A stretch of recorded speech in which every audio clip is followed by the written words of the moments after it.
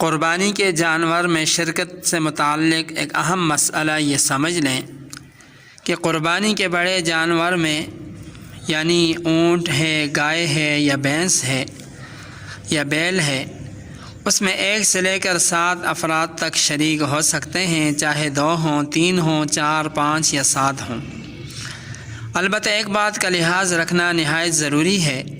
کہ کسی شریک کا حصہ 7ویں حصے سے کم نہ ہو، ورنہ کسی کی قربانی درست نہیں ہوگی۔ مثلاً قربانی کے بڑے جانور میں 5 افراد اس طور پر شرکت کریں کہ 2 افراد کے 2 حصے، 4 حصے تو یہ ہو گئے۔ ایک آدمی ایسا ہے کہ اس کا 1 حصہ 5 حصے،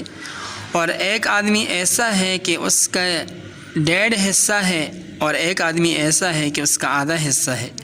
تو چونکہ ایک شریک کا حصہ آدھا ہے جو 7ویں حصے سے کم ہے، لہذا کسی کی قربانی درست نہیں ہوگی۔ تو قربانی کے بڑے جانور کے اندر 1 سے لے کر 7 افراد تک شرکت کر سکتے ہیں، لیکن شرط یہ ہے کہ کسی کا حصہ 7ویں حصے سے کم نہ ہو۔ شرکت ہی سے متعلق ایک اہم مسئلہ یہ بھی ہے کہ قربانی ایک اہم عبادت ہے، اور یہ مالی عبادت ہے،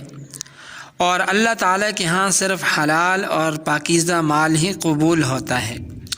اس لیے قربانی میں کسی ایسے آدمی کو ہرگز شریک نہ کیا جائے جس کی آمدن حرام ہو، اور اگر جانتے ہوئے اس کو شریک کیا گیا تو پھر کسی کی بھی قربانی بعض اہل علم کے نزدیک درست نہیں ہوگی۔ البتہ اگر شرکاء کو اس کی آمدن کے حرام ہونے کا علم نہ ہو تو پھر باقی شرکاء کی قربانی درست ہوگی۔ اسی طرح اگر کوئی آدمی ایسا ہے کہ قربانی میں شرکت کرتا ہے کہ جس کی آمدن مخلوط ہو، لیکن حلال آمدن وہ غالب ہے، تو اس صورت میں اس کو اجتماعی قربانی میں شریک کیا جا سکتا ہے۔ اور اگر کسی شریک کی آمدنی خالص حرام ہے،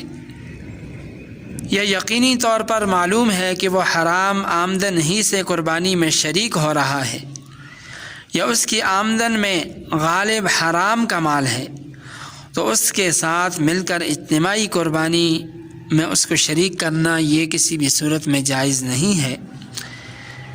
اسی طرح کسی ایسے آدمی کے ساتھ مل کر قربانی میں ہرگز شرکت نہ کی جائے جس کے عقائد و نظریات جمہور اہل سنت والجماعت کے عقائد و نظریات کے خلاف ہوں۔